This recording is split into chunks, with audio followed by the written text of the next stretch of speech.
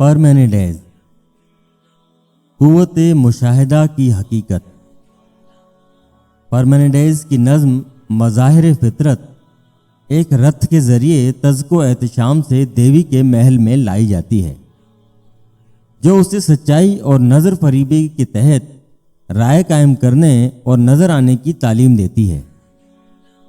इस नज़्म में चंद इख्तिलाफी इस्तदलाल भी हैं, जिससे ये मतलब निकलता है कि कभी कोई तब्दीली वाक़ई नहीं होती, ना हरकत होती है, ना वजूद में आती है और ना रुकती या थमती है। इसी तरह किसी चीज़ की तादाद में इजाफा भी नहीं होता, यानी कोई चीज़ बढ़ती भी नहीं है। इस तरह परमेंडियन के अलावा कुछ नहीं बचता। दायमी यानी जिस पर वक्त का कोई असर ना होता हो और ना कोई तब्दीली वाक़ई होती हो, तमाम चीज़ें जिसमें कायनात जिसका ताल्लुक़ इजहार और ख़याल और ज़हूर से हो, सब कुछ फरेब नज़र है। गुफ्तगू करने और सोचने का एक उसूल। हम अमीक नज़रों से परमेंडेज के बुनियादी दावा का जायज़ा लेते हैं कि किसी मसले में गुफ्तगू नामुमकिन या सोचना नामुमकिन है, जो वजूद ही नहीं रखती। जैसा कि वो कहता है, जिसकी बात करते हैं वो होती है और उसके बारे में सोचते हैं। परमेंडेज ख्याल करता है कि किसी चीज़ के मुतल्लिक गुफ्तगू करने या सोचने का अमल तुफेली होता है या दूसरे का दस्त नगर और ताबे कि हम किसी चीज़ के मुतल्लिक गुफ्तगू करें या सोचें। अगर हम परमेंडेज के मज़ीद दावे को शामिल कर लें कि कोई भी चीज़ जिसका वजूद है उसके मुतल्लिक सोचा और गुफ्तगू किया जा सकता है, तो ये वही बात होगी कि जिसके मुतल्लिक सोचा और इजहार किया जा सकता हो और वो वजूद भी रखती हो। एक यही बात है। लेकिन परमेंडेज के दावे पर आप बजा तौर पर सवाल कर सकते हैं कि हम सिर्फ उस चीज़ के मुतल्लिक गुफ्तगू करते या सोचते हैं जो अपना वजूद रखती है। फिर अक्ल सिंघा, घोड़े की शक्ल का अफसानी जानवर, सेंटा क्लॉज, फर्जी बूढ़ा जिसकी दाढ़ी सफ़ेद होती है और वो क्रिसमस पर बच्चों के लिए खिलौने लाता है, उसका नाम सेंटा क्लॉज है। और पेगासस के मुतल्लिक क्या कहेंगे? हम इनके बारे में सोचते और गुफ्तगू करते हैं, क्या नहीं करते? हालांकि इनका वजूद नहीं होता। चुनाचे परमेंडेज का दावा गलत दिखाई देता है। क्या ऐसा नहीं है? फिर भी अगर हम परमेंडेज से मुत्तफिक नहीं हैं तो कम अज़ कम ये तस्लीम करना चाहिए कि ये पहली नज़र में दुश्वार दिखाई देता है कि हम क्यों कर किसी चीज़ के मुतल्लिक गुफ्तगू कर सकते हैं या सोच सकते हैं, जब वो सोचने और बात करने के लिए मौजूद ही ना हो। यहाँ तक कि आजकल के फ़लसफ़ा का ख्याल है कि सोच और गुफ्तगू मादी शे के मरहून मिन्नत होती है। उसूल का इतलाक़। परमेंडेज अपने उसूल के तहत कि जो सोचा जा सकता है और जिस पर गुफ्तगू की जा सकती है और जो वजूद रखता है, सब एक सा है, और उसे इस्तेमाल करते हुए इस्तदलाल करता है कि इसमें ना तो जमा की हालत है, ना तब्दीली, ना वजूद या इसका खात्मा। नंबर 1, वजूद में आना और उसका खात्मा। सोचिए कि एक संगतरा वजूद में आता है।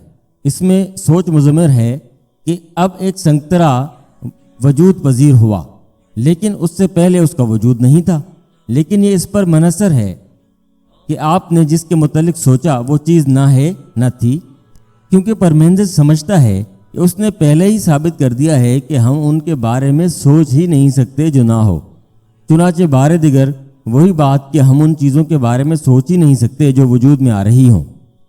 इसी बायस परमेंडेज को यकीन है कि हम उन चीज़ों के मुतल्लिक सोच ही नहीं सकते जो नाबूद हो रही हों।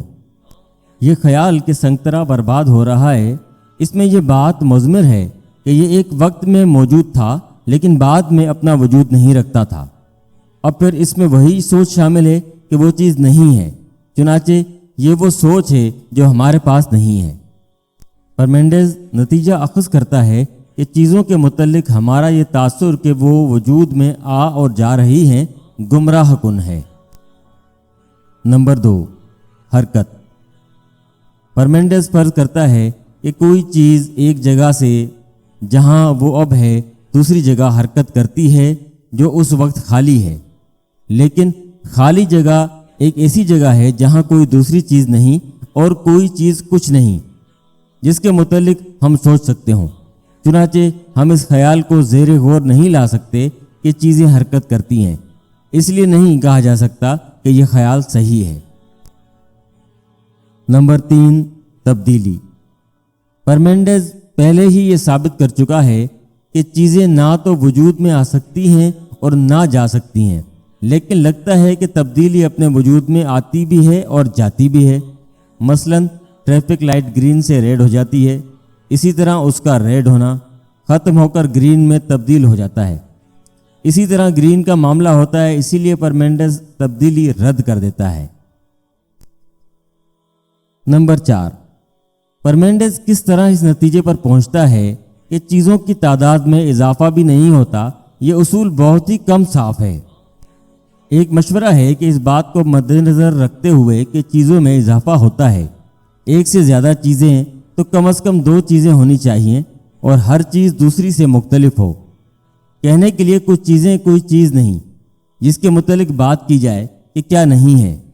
कहना यह है कि कोई चीज़ नहीं और ये कि जैसा हमने देखा, परमेंडेज नामुमकिन बात सोचता है। उसूल जिस पर हम सिर्फ गुफ्तगू और सोच सकते हैं वो बार बार पैदा होती रहती है। फ़िलासफ़ी की पूरी तारीख में और इसका इतलाक़ बार बार मुख्तलिफ जहतों से किया गया है। रसल का बाब देखिए। सवानेह, पैदाइश सी 510 BC, इटली।